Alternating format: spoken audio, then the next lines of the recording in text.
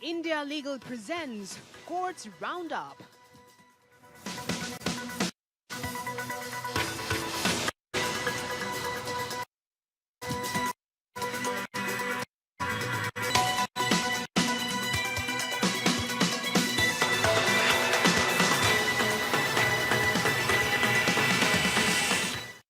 Dr. Ortho Ayurvedic Oil and Capsule। अब दर्द भी घुटने टेकेगा। आईपीएसी रेड मामले में पश्चिम बंगाल सरकार को सुप्रीम कोर्ट से लगा बड़ा झटका। कोर्ट ने ईडी अधिकारियों के खिलाफ दर्ज एफआईआर पर लगाई रोक। ममता सरकार डीजीपी पुलिस कमिश्नर को नोटिस, कहा हम हस्तक्षेप नहीं करेंगे तो अराजकता होगी। केरल एसआईआर मामले पर सुप्रीम कोर्ट ने हटाए गए मतदाताओं के नाम सार्वजनिक करने का दिया निर्देश, कहा चुनाव आयोग को आपत्ति दर्ज करने की समय सीमा बढ़ाने पर करना चाहिए विचार। सुप्रीम कोर्ट ने फिल्म जन नायक पर निर्माता की याचिका की खारिज, कहा मामला हाईकोर्ट में है, दखल देने से किया इनकार। केरल उच्च न्यायालय ने कुचिपुड़ी नृत्य करने वाली छात्रा को दिलाया न्याय। छात्रा को नृत्य का दूसरा मौका देने का दिया आदेश। बिजली कटने के कारण छात्रा का प्रदर्शन हुआ था प्रभावित।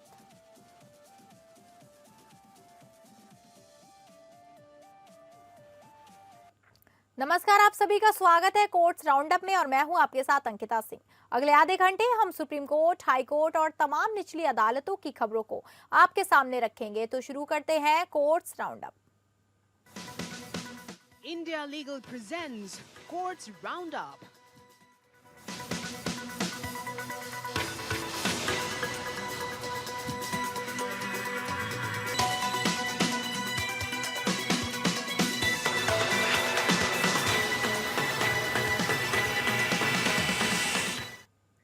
सुप्रीम कोर्ट ने पश्चिम बंगाल सरकार द्वारा अधिकारियों के खिलाफ दर्ज एफआईआर पर रोक लगा दी है और प्रवर्तन निदेशालय की याचिका पर नोटिस जारी कर जवाब मांगा है। कोर्ट ने कहा कि मामले में बड़े सवाल हैं और यदि उनका जवाब नहीं दिया जाता है तो अराजकता फैल जाएगी। कोर्ट ने ममता सरकार डीजीपी पुलिस कमिश्नर को नोटिस जारी किया है। कोर्ट ने कहा कि जांच एजेंसी के काम में दखल नहीं दे सकते। ईडी ने पश्चिम बंगाल के एक मामले में जांच के दौरान राज्य सरकार और पुलिस अधिकारियों पर बाधा डालने का आरोप लगाया है। ईडी ने दावा किया है कि राज्य सरकार और पुलिस अधिकारियों ने जांच में सहयोग नहीं किया और ईडी के अधिकारियों के साथ बदसलूकी की। कोर्ट ने कहा कि यदि केंद्रीय एजेंसियां किसी गंभीर अपराध की जांच के लिए ईमानदारी से काम कर रही हैं, तो क्या उन्हें पार्टी की गतिविधियों से बाधित किया जाता है। कोर्ट ने यह भी कहा कि राज्य सरकार को यह नहीं भूलना चाहिए कि वह एक कल्याणकारी राज्य और उसे नागरिकों के अधिकारों की रक्षा करनी चाहिए। ईडी की ओर से पेश हुए एसजी तुषार मेहता ने कहा कि यह एक चौंकाने वाला पैटर्न दिखाता है। जब एक कानूनी प्राधिकरण अपना काम कर रही है तब ममता बनर्जी पुलिस कमिश्नर के साथ वहां पहुंच जाती हैं और फिर ईडी के पास से चीजों को जबरदस्ती लेकर चली जाती हैं। राज्य सरकार की ओर से पेश हुए कपिल सिब्बल ने कहा कि याचिकाएं सुनवाई के लायक नहीं है और ईडी द्वारा दाखिल देने का एक पैटर्न है, ठीक उसी समय जब चुनाव होने वाले होते हैं। न्यायालय ने कहा कि ईडी द्वारा दायर याचिकाओं ने गंभीर प्रश्न उठाए हैं। हमारी प्रथम दृश्य राय है कि वर्तमान याचिका ने ईडी या अन्य केंद्रीय एजेंसियों द्वारा जांच और राज्य एजेंसियों द्वारा हस्तक्षेप से संबंधित एक गंभीर मुद्दा उठाया है। हमारे अनुसार देश में कानून के शासन का पालन करने और प्रत्येक अंग को स्वतंत्र रूप से काम करने की अनुमति देने के लिए इस मुद्दे की जांच करना आवश्यक है, ताकि अपराधियों को किसी विशेष राज्य की कानून प्रवर्तन एजेंसियों के सील के तहत संरक्षित न किया जा सके। कोर्ट ने ईडी की याचिका पर नोटिस जारी कर जवाब मांगा है और राज्य सरकार द्वारा अधिकारियों के खिलाफ दर्ज एफआईआर पर रोक लगा दी है। कोर्ट ने यह भी आदेश दिया कि जांच के दौरान ईडी के अधिकारियों की सुरक्षा सुनिश्चित की जाए और सीसीटीवी फुटेज को सुरक्षित रखा जाए।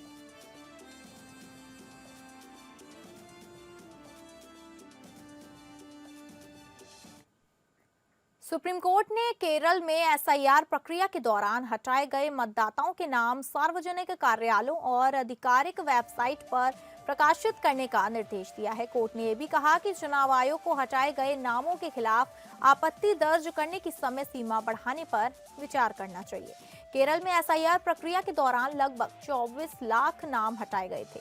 याचिकाकर्ताओं ने तर्क दिया कि हटाए गए मतदाताओं के नामों की सूची उपलब्ध नहीं होने के कारण वे आपत्ति दर्ज नहीं करा पा रहे हैं। न्यायालय ने कहा कि लोगों को अपनी आपत्ति दर्ज करने का अवसर मिलना चाहिए और हटाए गए मतदाताओं के नाम सार्वजनिक करने से पारदर्शिता बढ़ेगी।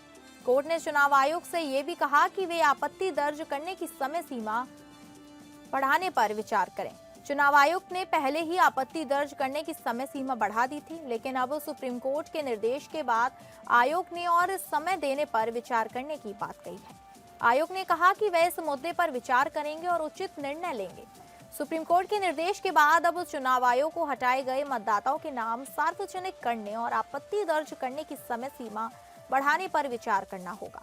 इससे मतदाताओं को अपनी आपत्ति दर्ज करने का एक और अवसर मिलेगा और चुनाव प्रक्रिया में पारदर्शिता बढ़ेगा।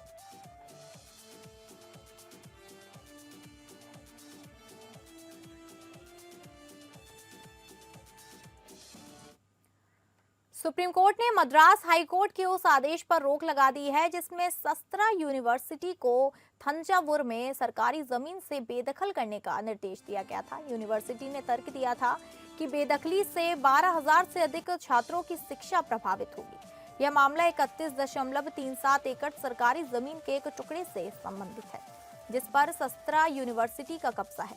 यूनिवर्सिटी ने इस जमीन के बदले में वैकल्पिक जमीन देने की पेशकश की, लेकिन राज्य सरकार ने इसे ठुकरा दिया था। मद्रास हाईकोर्ट ने 9 जनवरी 2026 को यूनिवर्सिटी की याचिका खारिज कर दी थी और राज्य सरकार के बेदखली के आदेश को बरकरार रखा था।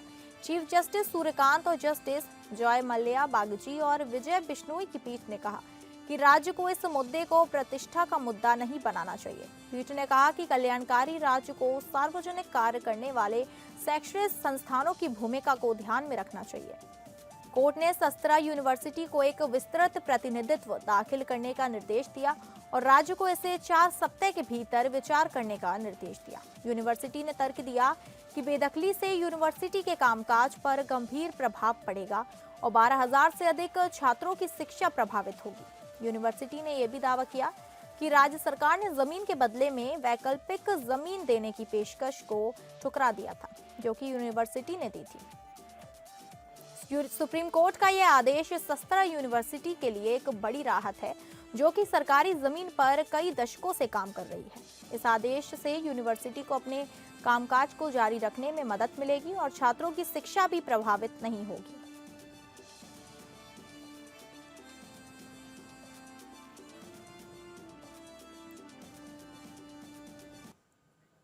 सुप्रीम कोर्ट ने तमिल फिल्म जन नायकन के निर्माता की याचिका पर सुप्रीम कोर्ट से इनकार कर दिया है, जिसमें फिल्म को सेंसर क्लियरेंस देने की मांग की गई थी। न्यायमूर्ति दीपांकर दत्ता और न्यायमूर्ति ऑगस्टीन जॉर्ज मासी की पीठ ने कहा कि मद्रास उच्च न्यायालय की डिवीजन बेंच इस मामले पर 20 जनवरी को सुनवाई करेगी, इसलिए सुप्रीम कोर्ट को इसमें दखल देने की कोई आवश्यकता नहीं है। फिल्म जन नायकन के निर्माता ने केंद्रीय फिल्म प्रमाणन बोर्ड या CBFC के उस फैसले को चुनौती दी थी, जिसमें फिल्म को रिवाइजिंग कमेटी के पास भेजने का निर्णय लिया गया था। CBFC ने फिल्म को UA 16+ सर्टिफिकेट देने की सिफारिश की थी, लेकिन बाद में एक सदस्य की शिकायत के बाद फिल्म को रिवाइजिंग कमेटी के पास भेज दिया गया। निर्माता की ओर से वरिष्ठ वकील मुकुल रोहतगी ने दलील की कि फिल्म उद्योग में रिलीज की तारीख पहले घोषित करना एक आम बात है और इस मामले में 5,000 से अधिक थिएटरों में फिल्म रिलीज करने के लिए बुकिंग की गई थी। उन्होंने ये भी दावा किया कि CBFC की पूरी कार्यवाही दुर्भावनापूर्ण है। न्यायमूर्ति दत्ता ने कहा कि एकल पीठ ने मामले को बहुत तेजी से निपटाया, लेकिन उन्होंने ये भी कहा कि जब डिवीजन बेंच इस मामले पर 20 जनवरी को सुनवाई करेगी तो सुप्रीम कोर्ट को इसमें दखल देने की कोई आवश्यकता नहीं है। पीठ ने कहा, हम दखल देने के लिए इच्छुक नहीं हैं। निर्माता की ओर से अनुरोध किया गया कि उच्च न्यायालय को 20 जनवरी को ही इस मामले पर निर्णय लेना चाहिए। पीठ ने कहा, उच्च न्यायालय की डिवीजन बेंच 20 जनवरी को इस अपील पर निर्णय लेने का प्रयास कर सकती है। सुप्रीम कोर्ट के इस निर्णय से अब मद्रास उच्च न्यायालय की डिवीजन बेंच पर यह हिस्से जिम्मेदारी आ गई है कि वह 20 जनवरी को इस मामले पर निर्णय ले। फिल्म के निर्माताओं को उम्मीद होगी कि उच्च न्यायालय उनकी अपील पर अनुकूल निर्णय देगा और फिल्म को रिलीज करने की अनुमति देगा।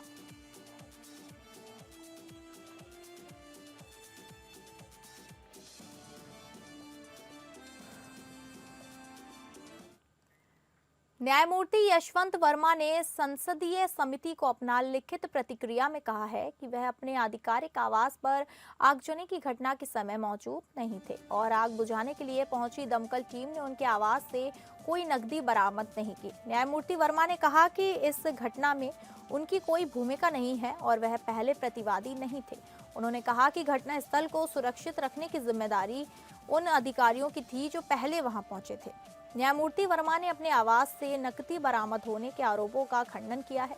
उन्होंने कहा कि घटनास्थल को सुरक्षित करने में किसी भी तरह की लापरवाही के लिए उन्हें जिम्मेदार नहीं ठहराया जा सकता है। यह जवाब 12 जनवरी को दायर किया गया था और यह दस्तावेज सार्वजनिक डोमेन में किया गया।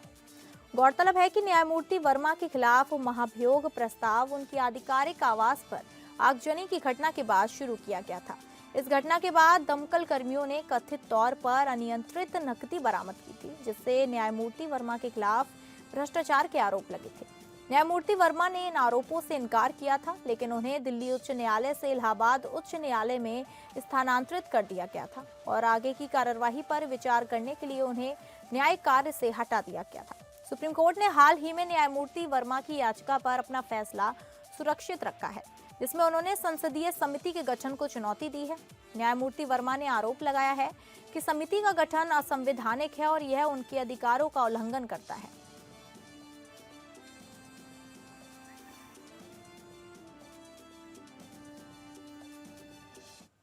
केरल उच्च न्यायालय ने एक 16 वर्षीय छात्रा के कुचिपुड़ी नृत्य प्रदर्शन में बिजली की खराबी के कारण बाधा उत्पन्न होने के बाद उसे राज्य स्तरीय कल्लोलसम में भाग लेने की अनुमति दी। न्यायालय ने माना कि जिला स्तरीय प्रदर्शन के दौरान तकनीकी खराबी के कारण छात्रा के मूल्यांकन पर प्रभाव पड़ सकता है। छात्रा ने न्यायालय को बताया कि मंच पर उसके प्रदर्शन के दौरान 32 सेकंड के लिए बिजली की आपूर्ति बाधित हो गई, जिससे संगीत और मंच की लाइटें बंद हो गईं। हालांकि छात्रा ने प्रदर्शन जारी रखा, लेकिन उसे बिजली की आपूर्ति बहाल होने के बाद दूसरा मौका नहीं दिया गया। छात्रा का तर्क था कि तकनीकी खराबी के कारण उसका आत्मविश्वास कम हुआ और प्रदर्शन प्रभावित हुआ, जिसके परिणाम स्वरूप उसे 5वां स्थान मिला, जबकि वह प्रथम स्थान और ए ग्रेड के योग्य थी।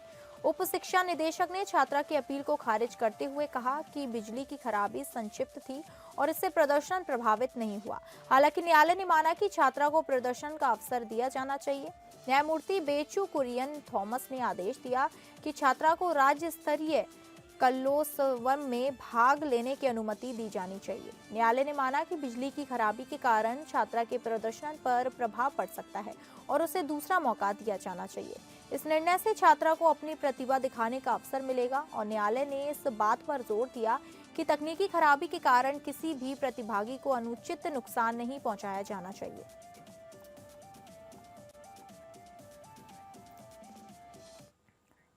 मध्य प्रदेश हाईकोर्ट ने एक महत्वपूर्ण फैसले में कहा है कि शादी के बाद राज्य परिवर्तन से महिलाओं का आरक्षण अधिकार समाप्त नहीं होता है।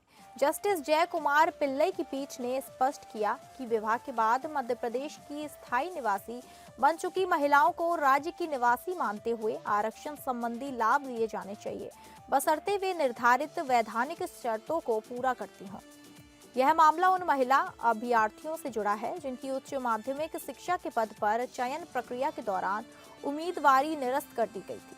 याचिकाकर्ताओं का कहना था कि वे विवाह से पहले दूसरे राज्य की निवासी थी और वहां की सक्षम प्राधिकारी द्वारा जारी SC, ST या OBC जाति प्रमाण पत्र उनके पास था।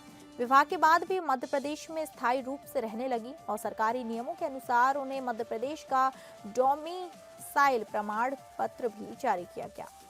हाईकोर्ट ने माना कि आरक्षण का लाभ उन्हें नहीं दिया जा सकता जिनके पास मध्य प्रदेश का वैध डोमिसाइल प्रमाण पत्र हो।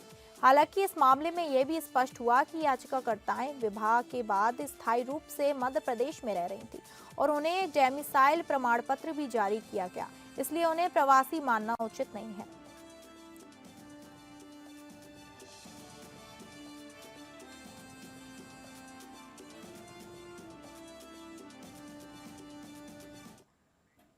पंजाब और हरियाणा हाईकोर्ट ने हरियाणा सरकार को एक पार्ट टाइम सफाई कर्मचारी की सेवाओं को नियमित न करने पर कड़ी फटकार लगाई है, जो 1986 से लगातार काम कर रहा है। कोर्ट ने कहा कि लगभग 4 दशकों तक काम करवाने के बाद भी सेवा की सुरक्षा न देना निष्पक्षता, समानता और सामाजिक न्याय के मूल सिद्धांतों पर चोट करता है।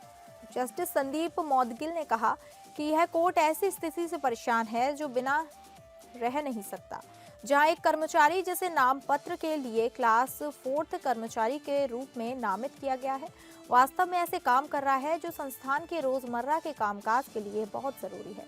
कोर्ट ने आगे कहा कि याचिकाकर्ता ने अपने जीवन का ज्यादातर हिस्सा प्रतिवादी संस्थान को समर्पित कर दिया, ऐसे काम करते हुए जो आकस्मिक या रुक रुक कर नहीं करते थे, बल्कि संस्थान के रोजमर्रा के कामकाज के लिए स्थायी और अनिवार्य थे। कोर्ट ने रिकॉर्ड किया कि उसकी सेवा पूरे समय बेदाग रही और राज्य ने उसके जीवन के सबसे अच्छे समय के बाद भी उसके श्रम का इस्तेमाल किया। जस्टिस मौदगिल ने कहा कि लगभग 40 वर्षों तक उसका श्रम लेने के बाद भी रेगुलाइजेशन से लगातार इनकार करना निष्पक्षता, समानता और सामाजिक न्याय के मूल सिद्धांतों पर चोट करता है। राज्य का ऐसा आचरण संस्थागत शोषण से कम नहीं है, जो भारत के संविधान के अनुच्छेद 14, 16 और 19 के तहत निहित संवैधानिक जनादेश की पूरी तरह असंगत है।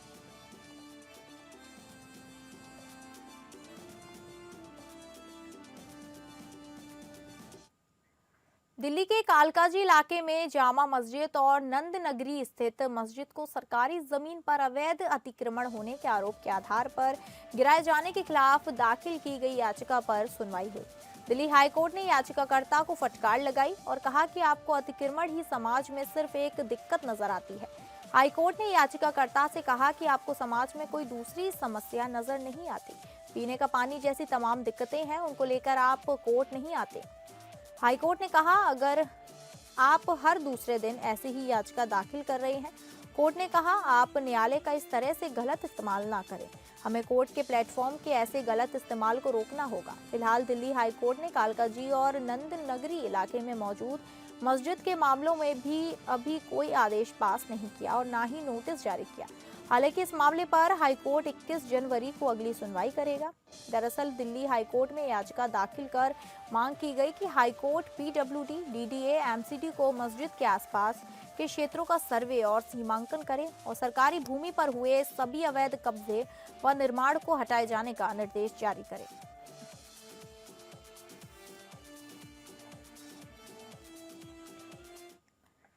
तो फिलहाल कोर्ट्स राउंडअप में बस इतना ही। नमस्कार। India Legal presents Courts Roundup.